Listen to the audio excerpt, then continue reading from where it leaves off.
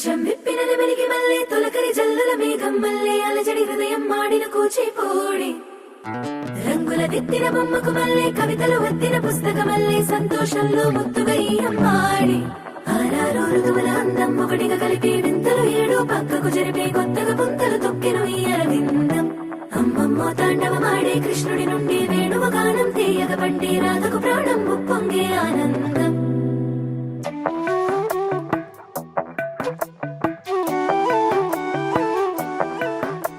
మధురము కదా ప్రతొక నడక